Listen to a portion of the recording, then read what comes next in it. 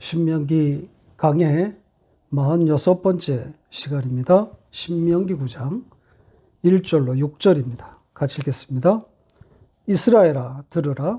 네가 오늘 요단을 건너 너보다 강대한 나라들로 들어가서 그것을 차지하리니 그 성읍들은 크고 성벽은 하늘에 닿았으며 크고 많은 백성은 내가 아는 아낙 자손이라. 그에 대한 말을 내가 들었나니 이르기를 누가 아낙 자손을 능히 당하리요 하거니와 오늘 너는 알라. 내 하나님 여호와께서 맹렬한 불과 같이 내 앞에 나아가신즉 여호와께서 그들을 멸하사 내 앞에 엎드려지게 하시리니 여호와께서 내게 말씀하신 것 같이 너는 그들을 쫓아내며 속히 멸할 것이라.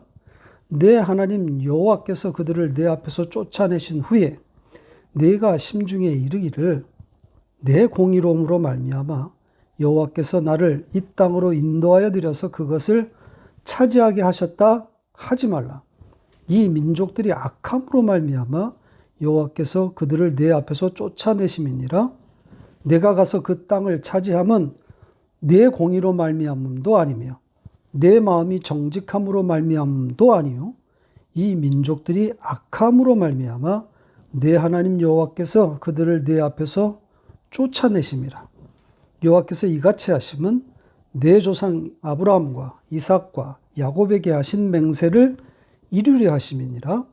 그러므로 내가 알 것은 내 하나님 여호와께서 내게 이 아름다운 땅을 기업으로 주신 것이 내 공의로 말미암음이 아니니라. 너는 목이 곧은 백성이니라. 아멘. 3월 첫째 주 이제 신명기 9장으로 넘어왔습니다. 이미 지난 시간에 소개해드린 것처럼 9장의 주제는 이스라엘의 반역, 불순종입니다. 이스라엘의 불순종의 역사를 이 9장에 열거되어 있는데요. 가나안 정복 전쟁, 오늘 우리가 다룰 내용이죠. 또 다음 시간에 호렙산의 금송아지 사건, 그리고 가데스 바네아의 반역 등이 언급되어 있습니다. 이 사건들 공이 이스라엘의 불순종을 다루고 있는 같은 패턴의 사건들인데요. 그래서 이 세 사건을 묶어서 한 번에 다루려고 생각했다가 바꿨습니다. 한 사건씩 자세히 다루는 것이, 그래서 연속해서 같은 주제를 3번 살펴보는 것이 더 의미가 있다고 생각이 들었습니다. 이렇게 되면 이제 같은 패턴의 이야기를 3주, 아니 지난주까지 포함하면 연속해서 이스라엘의 멸망 이야기를 한 달, 4주 연속하게 되는 셈인데요. 이 시간들을 통해서 다시 한번 이스라엘의 정체, 그러니까 하나님의 백성이라고 하는 자들의 이 본성, 그러니까 이 정체와 본성에 대한 그런 고민을 함께 나누어 보려고 합니다. 나는 누구인가? 이런 주제라고 할 수 있겠습니다. 그러면 첫 시간으로 이제 가나안 정복 이야기로 시작해 보겠습니다. 6절까지의 내용인데요. 이스라엘아 들으라, 이렇게 시작하고 있습니다. 조금 전에 말씀드린 것처럼 이 가나안 정복과 관련된 이스라엘의 반역, 불순종, 믿음 없음을 다루고 있다 그랬죠. 오늘 본문 혹은 9장 전체에서 핵심 단어 혹은 핵심 문장을 꼽으라면 아마 대부분의 사람들은 이 첫 문장인 이스라엘아 들으라, 아마 이걸 꼽을 겁니다. 쉐마 이스라엘, 유명한 표현입니다. 인터넷에 이 쉐마 이스라엘 이렇게 치면 엄청난 양의 정보가 뜹니다. 유대인들의 그 쉐마 전통에서부터 이 쉐마와 관련된 각종 설교와 여러 자료들, 해설들을 만날 수 있습니다. 그러다 보니 이 쉐마라는 이름을 가진 그런 단체들도 얼마나 많은지 모릅니다. 쉐마, 들으라는 건데요. 그러니까 하나님의 말씀을 가까이 하라는 거죠. 이 단어가 구장을 여는 첫 단어, 첫 문장의 첫 단어이기도 하고요. 말씀의 선포를 예고하는 그런 의미니까 이 단어에 눈이 가는 것은 당연할 겁니다.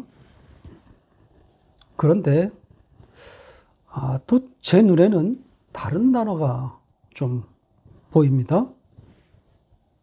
이 들으라, 이 쉐마의 내용이 무엇인가? 시선을 그렇게 돌리고 나면 눈에 띄는 단어가 있습니다. 6절과 9절에 각각 등장하고 있는 목이 곧은 백성, 이런 표현이 있습니다.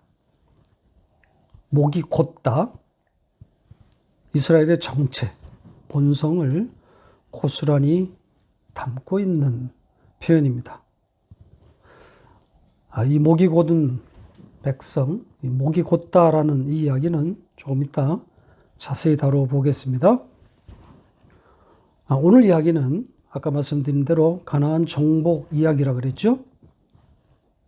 정복 이야기니까 신나는 이야기입니다.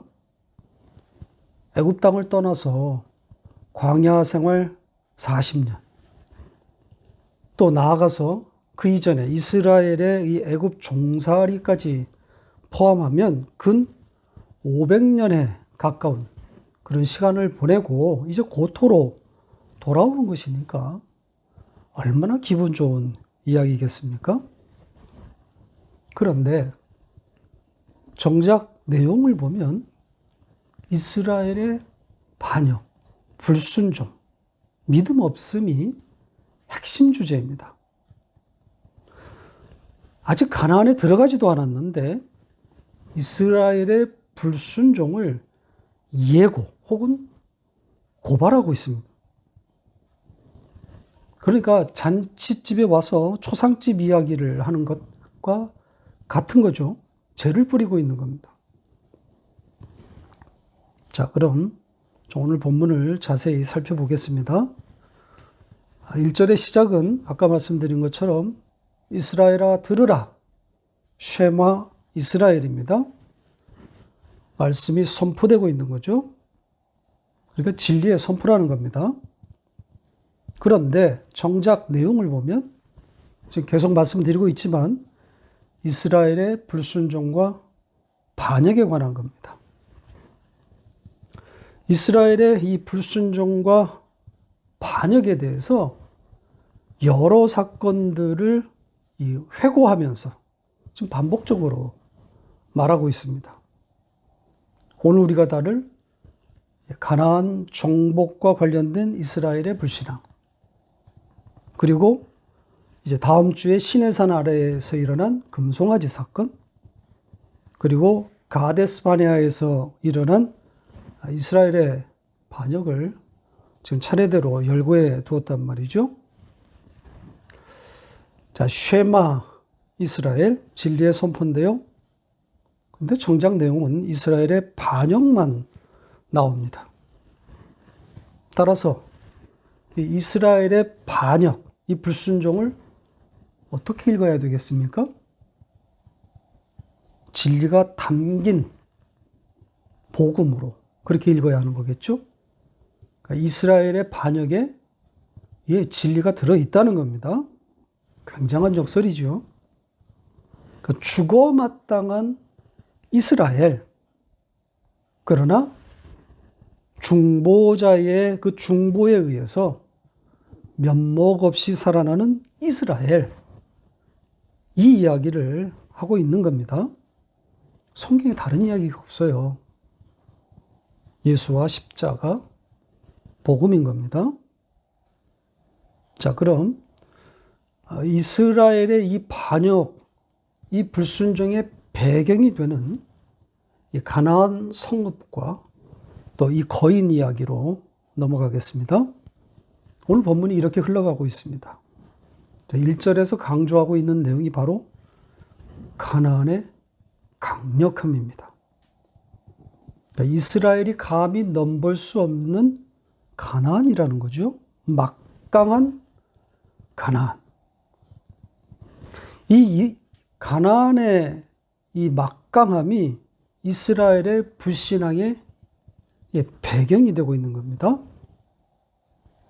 지난주에 다룬 8장의 표현으로 하면 하나님을 잊어버리는 배경이 되는 거겠죠. 그러니까 막강한 가나안을 보고 있으면 그 나를 놓치게 되는 겁니다. 말씀을 붙들지 못하게 되는 거죠. 자, 가나안 땅과 그 부족에 대해서 어떻게 소개하고 있는지를 좀 보겠습니다. 이스라엘이 차지하게 될 가나안인데, 자, 그 땅에 대해서 또 그 부족에 대해서 뭐라고 하고 있습니까? 그 성읍들은 크고 성벽은 하늘에 닿았다. 과장이죠. 그리고 아낙 자손에 대해서도 크고 많다. 이 크다라는 단어가 3번이나 반복해서 등장합니다. 그리고 이들에 대해서, 이 정보에 대해서 이스라엘은 듣고 알았다. 알고 들었다. 이렇게 표현했습니다. 그러니까 가나안이 얼마나 철벽 같은 요새이고 그 민족이 얼마나 큰 용사인지 잘 알고 있다는 겁니다. 이것은 이제 마지막에 다룰 그 가네스파네아의 정탐꾼 이야기와 연결 지을 수 있을 겁니다. 그러니까 정탐의 결과로 얻게 된 정보인 거죠. 자, 그렇게 가나안의 그 실체를 알아버린 이스라엘, 그들은 이렇게 말합니다. 누가 능히 아낙 자손을 당하리요? 당할 수 없다는 거죠. 믿음 없음인 겁니다. 그러니까 붙들고 있어야 할 그 나를 놓쳐버린 겁니다. 그래서 그 홍해의 경험, 그 구원의 경험이 작동하지 않고 있는 거죠. 지금 만나를 받아 먹고 있으면서도 이 거인 아낙이 훨씬 더 그들에게 크게 다가오고 있는 겁니다. 그러니까 안악이라고 하는 그 벽에 지금 막혀 있는 거죠. 아무것도 보이지도 않고 생각나지도 않습니다. 오직 안악 자손만 보일 뿐입니다. 좀 이상하다고 생각하지 않습니까? 어찌 이럴 수가 있을까?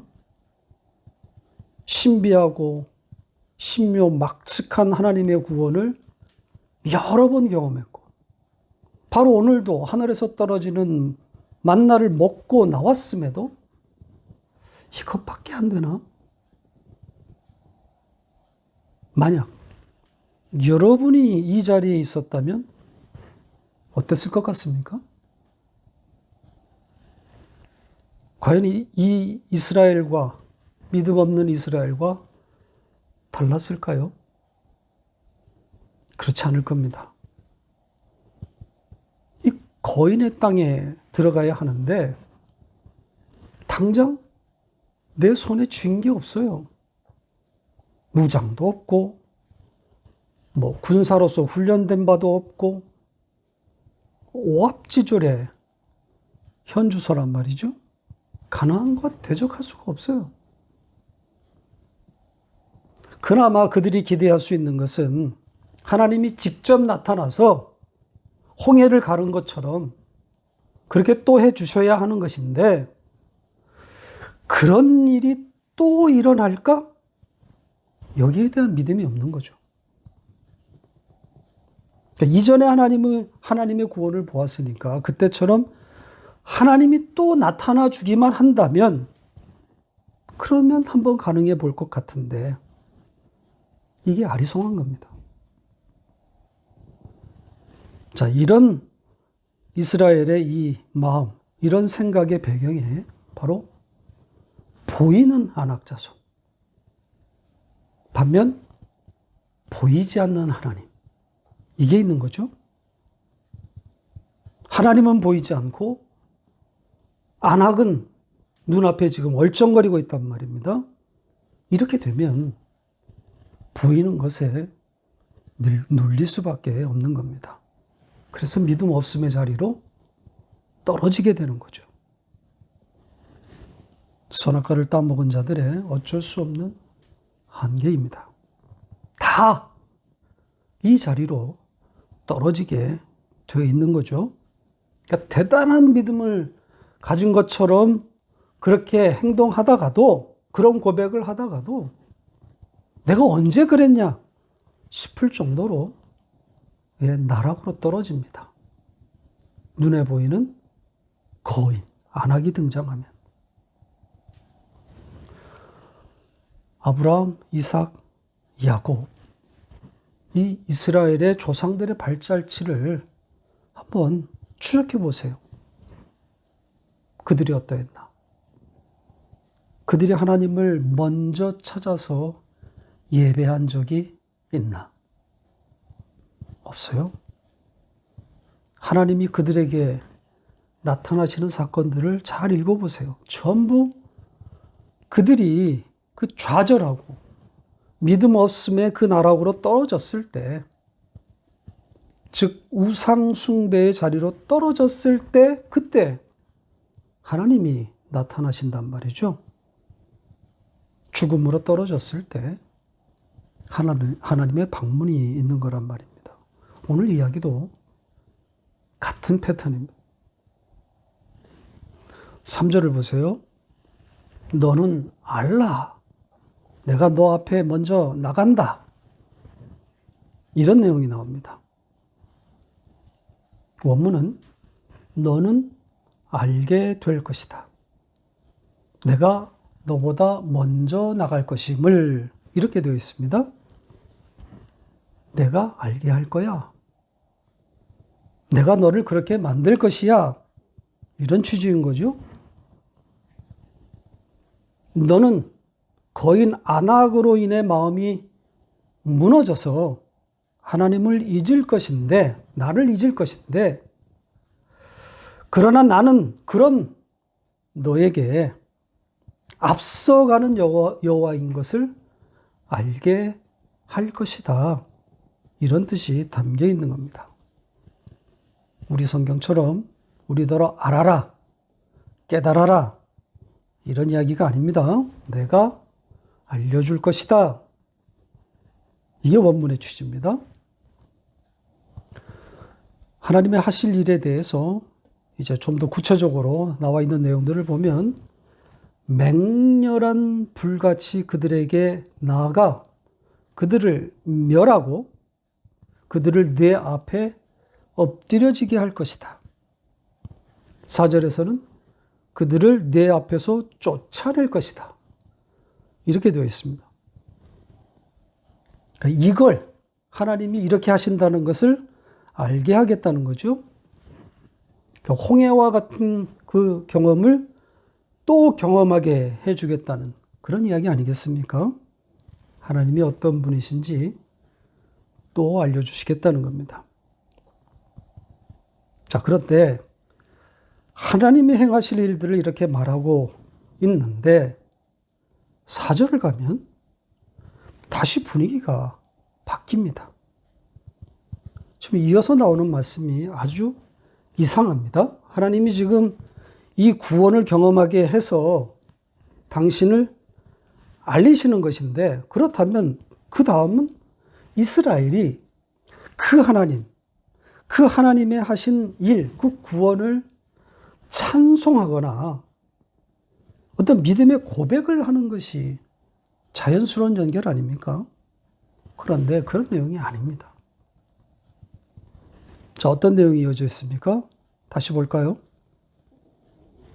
하나님이 하신 일에 대해서 이스라엘이 믿음으로 반응하는 것이 아니라 무엇을 내세운다 그럽니까? 자기의 공의로움, 이것을 내세울 것임을 강력히 시사하고 있습니다. 자기들이 잘나서 하나님이 자기들을 가나안 땅으로 인도하여 드렸다, 이렇게 주장할 것이라는 겁니다. 하나님이 알게 하셨음에도 이스라엘은 그 하나님이 알게 하신 그 자리를 박차고 인해 어디로 가는 겁니까? 자기의 의로, 자기의 공의로 갈 것이라는 겁니다. 그러니까 앞에 내용과 잘 연결되지 않는 그런 내용이란 말이죠. 3절에서 하나님 뭐라고 그러셨습니까? 내가 알게 할 것이야. 내가 보여줄 것이야. 내가 너보다 앞서 나간다는 것을. 내가 불이 되어서 그들을 다 불살라버리고 그 땅을 너희에게 줄 것인데, 그래서 너희는 이 하나님의 하신 일을 알게 될 것인데, 이런 내용 아니었습니까? 그러니까 하나님이 이렇게 말씀하셨고 실제로 가나안 정복전쟁에서 이렇게 됐단 말이죠. 그러니까 그 가나안 그 현지에서 하나님의 구원을 경험했단 말입니다. 그런데 그들이 하나님을 찬송하고 하나님을 높입니까? 그거는 잠시란 말이죠. 그들은 이내 이 불순종의 자리로 돌아갈 것임을 강력히 시사하고 있는 겁니다. 4절이 지금 그걸 말하고 있는 거죠. 나의 공의로 내가 잘나서 그래서 하나님이 거기에 넣어주신 것이다, 이렇게 말할 거라는 겁니다. 무한 반복이에요. 반복되는 패턴이란 말입니다. 누가 안악자손을 능히 당하리요? 바로 이 믿음 없음의 이 자리. 잠시 구원의 감격. 그걸 경험할 때는 찬송이 잠시 나오겠지만 이내 자기의 의로움을 내세우면서 하나님을 치부해 버릴 거라는 겁니다. 내 의로움. 자기 잘남이죠. 우상 숭배입니다. 자기 숭배로 돌아갈 거란 말이죠. 자, 이 자기의 의로움, 이것을 보충 설명하고 있는 단어가 5절에 자기의 정직함, 내 마음의 정직함, 이런 표현입니다. 다시 보세요. 지금 내 공의, 그리고 내 마음의 정직함, 이렇게 나와 있죠. 동격으로 보시면 됩니다. 이 정직함으로 번역된 이 단어 추적해 보면 곧다, 휘어지지 않는다, 이런 뜻을 가지고 있습니다. 그러니까 흠잡을 만한 것이 없다는 뜻인 거죠. 그러니까 이스라엘이 그 가나안을 차지하고 나면 이 자리로 갈 거라는 겁니다. 나의 흠 없음, 나의 의로움, 나의 완전함, 이것을 자랑할 것이라는 거죠. 자기들이 가나안에 합당한 자라고 스스로 여길 거라는 겁니다. 그 자아도취인 거죠. 자기에 취해 있는 겁니다. 그러니까 하나님을 완전히 배제한 것은 아니지만 하나님의 이름을 부릅니다. 그러나 자기 중심에서 하나님의 행위를 평가하고 있는 겁니다.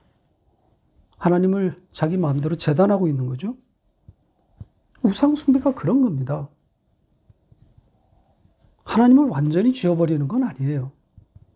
하나님을 말하면서도 나를 위한 하나님, 나를 돕는 신, 이렇게 만들어버리는 겁니다.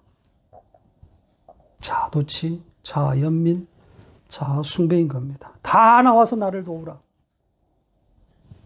온 우주가 나를 중심으로 돌아가고 있는 거죠. 나보다 잘난 이가 아무도 없는 겁니다. 오직 나만 보이는 겁니다.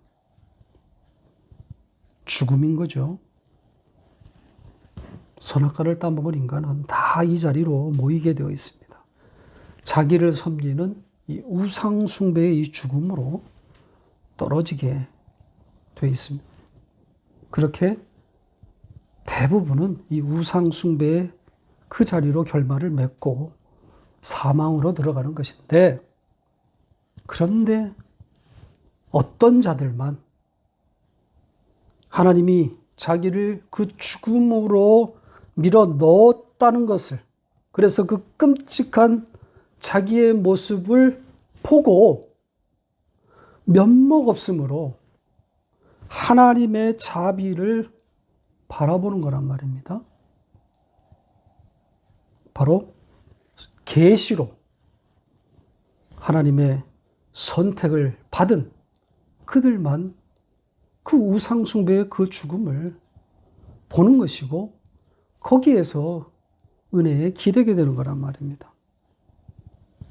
그러니까 지독한 자기 연민의 그 우상 숭배, 그 자기의 죽음을 보면서 십자가를 붙들게 되는 바로 그 사람들, 하나님의 백성, 성도 아니겠습니까?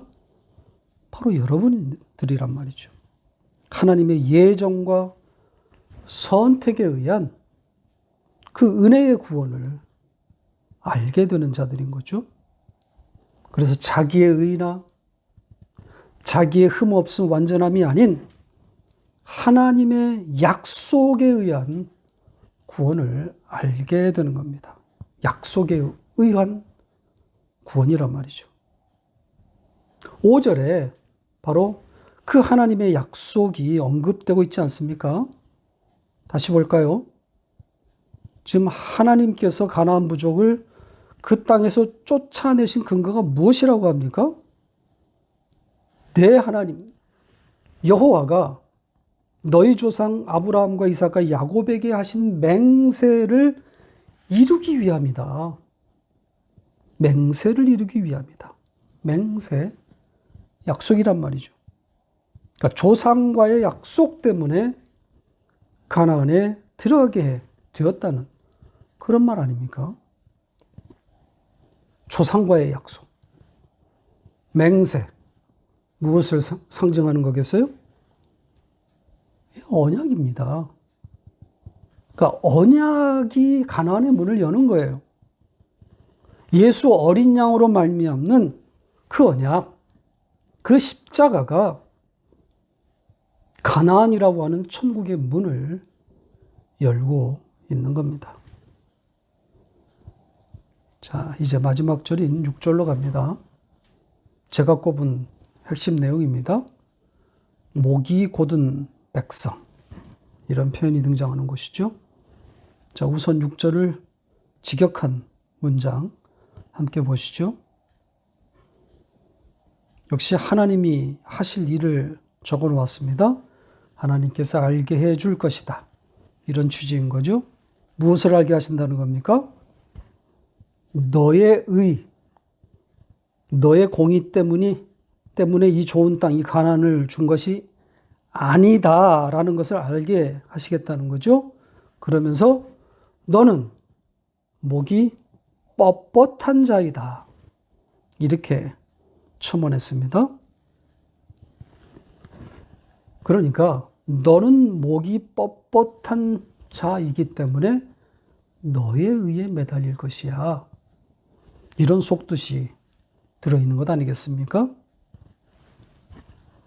목이 뻣뻣한 자. 참 흥미로운 표현입니다.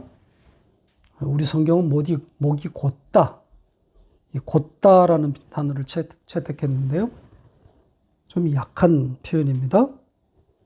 여기 이 곧다라고 하는 것은 딱딱하다, 강하다. 여기에서 온 겁니다. 곧다는 그냥 삐뚤어지지 않았다. 이런 뜻인데요. 원뜻은 강하다, 딱딱하다. 그러니까 문자적으로는 강한 목, 딱딱한 목 이렇게 되는 거죠. 자, 이해를 돕기 위해서 이 단어가 쓰인 문장 하나를 보고 가겠습니다. 창세기 42장 7절 같이 읽겠습니다.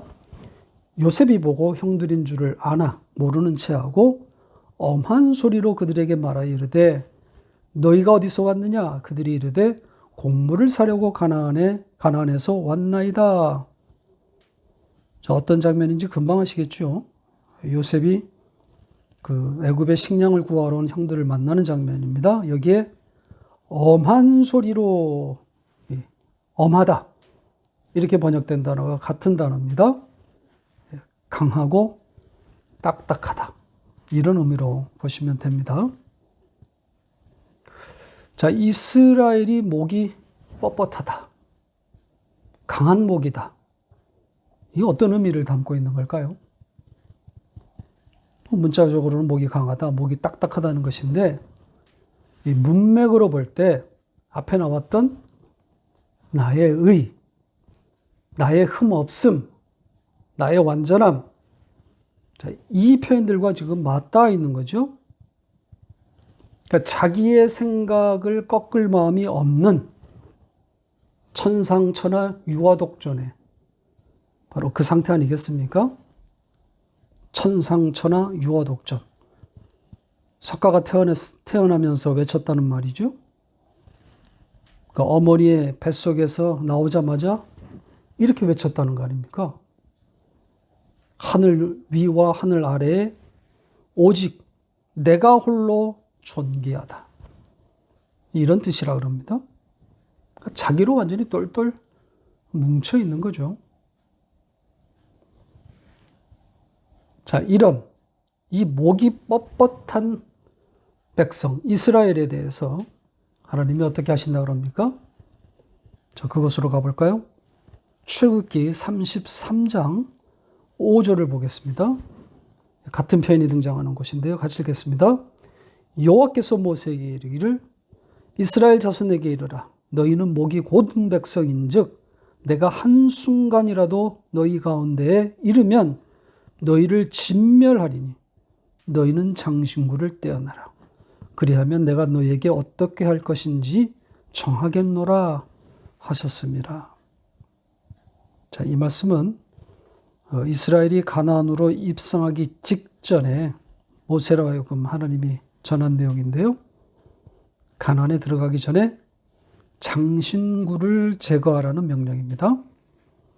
지금 여기에 이 장신구는 아마 애굽에서부터 지금 가지고 지녀온 액세서리 같은 것들로 보여지는데요.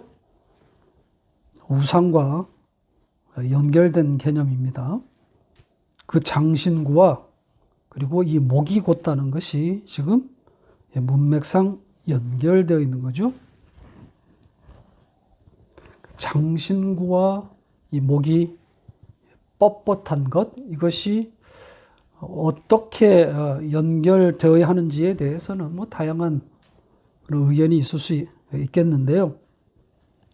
이게 이제 상징적으로 우리가 접근해 보면 장신구는 조금 전에 말씀드린 대로 애굽의 우상과 연결할 수 있는 것이고, 따라서 목이 뻣뻣하다고 하는 것은 이스라엘의 우상 숭배, 그것과 바로 연결할 수 있습니다. 그러니까 지금 장신구를 하고 있는 이스라엘, 이 우상 숭배의 이스라엘에게 하나님이 돌격하겠다는, 그래서 그들을 진멸하겠다는 그런 내용이란 말이죠. 우상 숭배의 끝은 멸망, 죽음이라는 거죠. 이렇게 목이 뻣뻣함, 이것이 향하고 있는 자리는 우상 숭배입니다. 죽음입니다. 우리의 죽음을 말하고 있는 거죠. 다 죽을 자라는 겁니다. 성경은 다 이 자리로 몰아놓고 있어요. 다 죽어 마땅한 자라는 것을 지금 폭로하고 있는 겁니다. 이 목이 곧은, 목이 뻣뻣한 이 표현은 이스라엘을 향한 일관된 표현입니다. 그들의 정체라고 말할 수 있는 거죠. 이스라엘의 본성을 잘 담고 있는 표현입니다. 물론 우리의 모습이기도 하고요. 다음 시간 아론의 금송아지 사건으로 돌아오겠습니다.